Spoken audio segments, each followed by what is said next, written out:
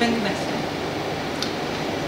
Donc ça veut dire non seulement vous expliquer au niveau technique la gestion des alarmes, etc., mais aussi vous aider à optimiser l'utilisation derrière, c'est-à-dire à savoir mieux positionner le patient, vous aider à la mobilisation, faire quoi quand ça sonne, pas s'affoler, avoir les bons réflexes, par exemple le numéro de téléphone qui est sur la pompe, recueillir les infos quand moi je ne serai pas disponible, donc en dehors des heures de bureau. Voilà, donc ça c'était important de vous le signaler.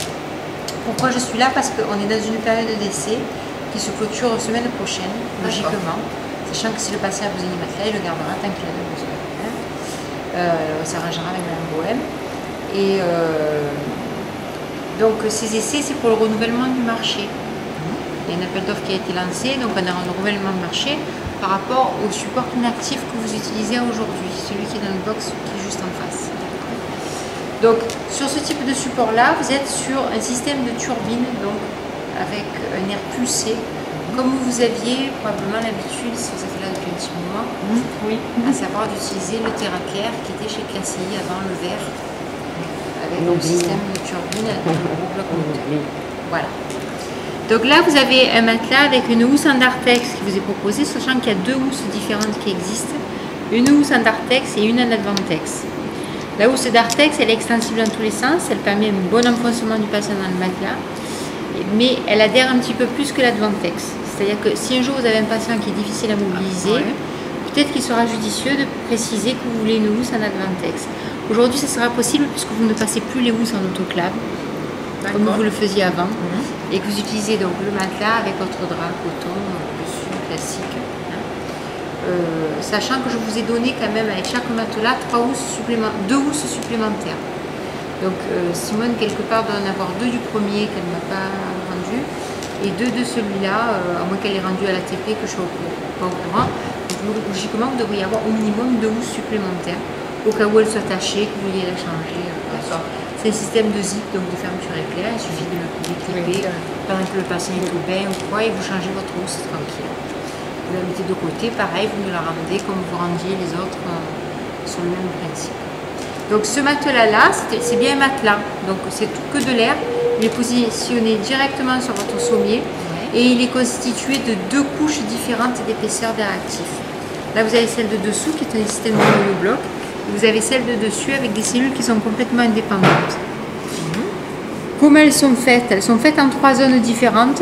Vous avez ici les zones, donc la zone occipitale, sacrée, torse et talon.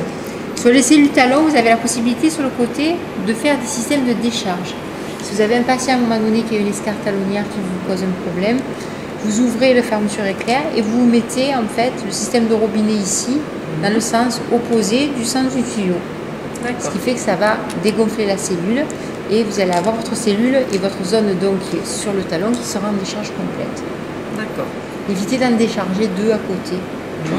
Gardez le principe de mode de pulsation pulsatile de fonctionnement qui va vous permettre d'avoir des changements de pression qui va augmenter le flux sanguin et éviter l'ischémie. Parce que nous on est là sur le principe de soulager la pression au maximum et d'éviter les escarres. C'est l'objectif majeur du support. Donc vous êtes sur un matériel qui a 17 cellules en longueur et qui va porter des patients jusqu'à 140 kg. Ah oui, donc très bien. Je pense que ça couvre la majorité des patients. Après, il faut passer sur du matériel pour obèses, avec des lits pour obèses, etc. qui vont avec. Quoi vous dire d'autre par rapport à la plaquette? Là, vous avez donc les deux fameuses housses dont je vous parlais tout à l'heure. Là, on vous présente la zone de décharge talonnière. Et ici, on vous présente la poignée qui va vous servir pour le dégonflage rapide en cas de massage cardiaque externe, ce que nous appelons le CPR. Il suffit tout simplement d'appuyer sur la poignée rouge ici et de déconnecter à l'horizontale la poignée, c'est-à-dire de séparer la pompe du tuyau. Et automatiquement, vous allez entendre chut, et la zone donc torse va se dégonfler dans les 10 secondes suivant le poids du patient qu'il y a dessus. Pour le remettre, attention de bien glisser la partie rouge à l'intérieur de la partie noire. Parce que si vous la passez par-dessus, vous n'arriverez pas à cliquer la poignée. Vous allez avoir une micro-fuite et le matelas ne va pas gonfler correctement. Donc si à un moment donné, vous voyez que le matelas ne gonfle pas après l'avoir mis, c'est probablement parce que cette connexion-là n'est pas bien connectée. Donc vous la déconnectez et vous la reconnectez. Ok. Après ça, vous appuyez sur le bouton Power ici, le bouton Marche. Oui. Le bouton Marche qui est le premier ici en haut, qui va engendrer un éclairage vert que vous voyez là, hein, comme quoi la pompe est en marche. Automatiquement, quand vous la mettez en marche, elle va se mettre ici au milieu, vous voyez, D'accord. et ici au milieu. D'accord. Alors le milieu c'est quoi? Le milieu c'est la référence poids patient. Donc d'office elle va se régler à 5 et sur le devant de la pompe ici, je vous ai collé un adhésif qui vous dit que si votre patient il fait tant de poids, vous le réglez à 1, à 2, à 3. C'est par tranche de 10 kg de toute manière. Donc d'office il va se mettre en gros à 50-60 kg et si votre patient fait plus ou moins, vous allez pouvoir avec les deux curseurs qui sont ici, monter ou descendre suivant le besoin de votre patient. Ok. Au bout de quelques minutes, quand vous aurez fait ce choix-là, ça va s'auto-verrouiller. C'est-à-dire que ça évite, s'il y a une visite, s'il y a un nettoyage de la pompe ou quoi, ben, qu'on vienne modifier le réglage du soignant qui a été mis à l'initiative au départ. Si vous voulez, vous, par contre, le modifier pour X raison, il vous suffit de rappuyer sur les deux en même temps, D'accord. une fraction de seconde, et après vous pouvez remonter ou redescendre comme vous le voulez. Donc le déverrouillage, c'est j'appuie sur les deux flèches en haut en bas en même temps, en simultané. Alors ça c'est pour le réglage du poids. Après ici sur le côté à droite, vous avez 3 modes thérapeutiques différents. Vous avez d'office, il se met au milieu, comme je vous ai dit là, il se met d'office au milieu. Au milieu, vous êtes en basse pression continue. C'est ce que vous aviez avec le TerraCare. Oui.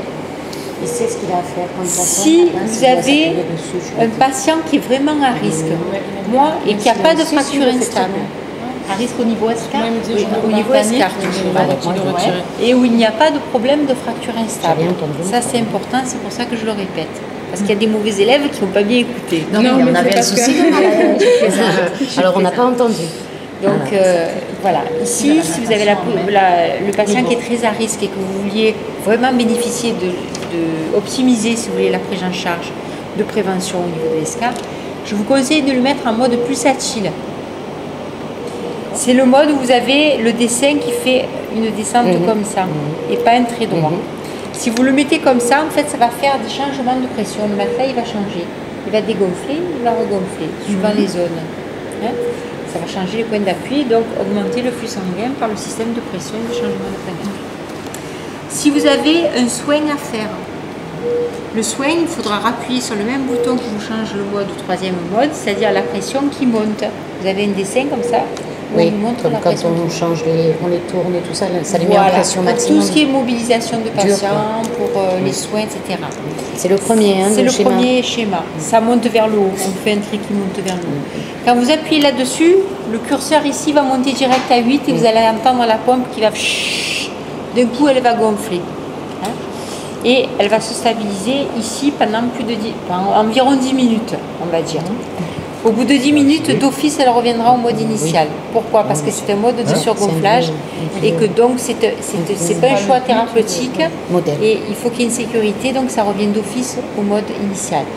Mais pour vous, au niveau des soins des brûlés, c'est un inconvénient parce que les soins des pansements brûlés sont forcément plus longs que 10 minutes.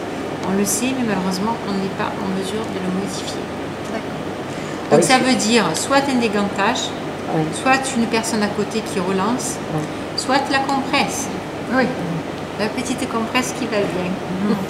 Voilà. De toute façon, on se dégante souvent quand on est amené à faire les pansements. Si on fait une erreur, on enlève le gant. Mais il faut quand même le savoir, c'est peut-être handicapant 10 minutes pour vous, seulement, mais malheureusement, c'est ça, vous avez 10 minutes.